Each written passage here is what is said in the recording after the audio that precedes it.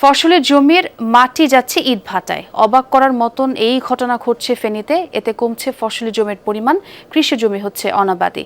জেলার 6 উপজেলাতেই সমান তালে কাটা হচ্ছে জমির টপ সয়েল। আর এর পেছনে রয়েছে ক্ষমতাসীন দলের রাজনীতির সাথে জড়িত বেশ কয়েকজন। পুলিশ প্রশাসনকে ম্যানেজ করেই চলছে জমির মাটি কাটা। ট্রু 700 ppm আকিশ বসির গ্লাস কেনার আগে দেখে নিলেই জিতবেন। স্বচ্ছ জলে ভরপুর ছোট্ট এক পুকুর, অথচ কয়েকদিন আগেও এই জমিতে ধান চাষ হয়েছিল। টপ সয়েলের পাশাপাশি প্রায় 15 ফুট মাটি খুঁড়ে ইটভাটায় নিয়ে গেছে প্রভাবশালীরা। ফসলি মাঠটি ফেনীর ছাগলনাইয়া উপজেলার পাঠাননগরের। স্থানীয়দের কাছে পরিচিত উত্তর হাতন নামে। কয়েকদিন আগে এই জমির মাটি কাটা নিয়ে সংঘর্ষে প্রাণ যায় এক বিএনপি কর্মীর। আমিও সে তোর গইয়া লেবার আমি কদিন থেকে 50,000 টাকা আসছেনি, আমি কতন দিব একথা কয়ে বলে ছড়ি বলে 27 জনে একেবারে শেষ নিঃশ্বাস করিয়ে গেলেছে। এরা কই থেকে আসি চট করে এদের মোবাইল লই লাইছি, মোবাইল লই টাকা চাইছে 50,000 টাকাই কই থেকে দিব। তো এই মনে করেন না এই লাভছেনি বুঝছেনি শুরু এর পরে মনে করেন না বহুত ঘটনা হয়েছে, ঘটনার পরে মারা গেছে।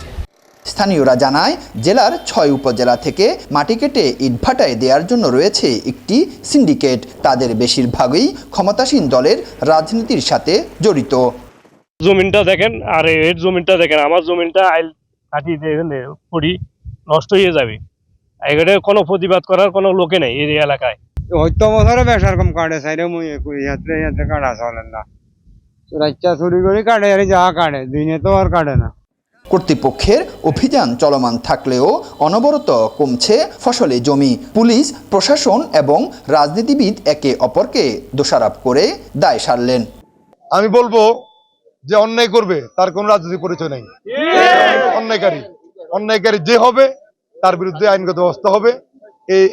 এই জন্য আমরা সকল ধরনের সহযোগিতা করব। সাধারণত দেখা যায় যে রাতের বেলা গভীর রাতে এই বিষয়গুলো মাটি কাটার বিষয়গুলো ঘটে এবং গভীর রাতেও কিন্তু আমাদের ম্যাজিস্ট্রেটরা গিয়ে কিন্তু তারা তাদের মতো মোবাইল কোর্ট পরিচালনা করে। মাটি কাটাটা যারা বৈধভাবে অনুমতি নিয়ে কাটে সেটা এবং যারা অবৈধভাবে কাটে এই দুইটার মধ্যে ফারাক করাটা একটু কষ্টকর হয়ে যায়। আর সেকেন্ডলি হলো যদি সুনির্দিষ্টভাবে যদি যে কোনো সরকারি কর্মকর্তা বা অফিসারের বিরুদ্ধে যদি আপনাদের যদি কোনো ইয়ে থাকে সেই ব্যাপারে অবশ্যই ব্যবস্থা নেওয়া হবে।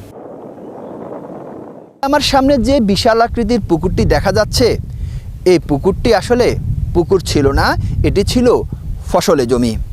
এখান থেকে মাটি নিয়ে যাওয়ার কারণে এটি এখন পুকুরে পরিণত হয়েছে। শুধু এখানে শেষ নয়, পাশের যে জমিগুলো রয়েছে সে জমির মালিকরা এখন রয়েছে আতঙ্কে, কারণ এই ফসলের জমির মাটি এখন উবড়ে পড়বে এই পুকুরে। আরিফুর রহমান, যমুনা নিউজ, ফেনী।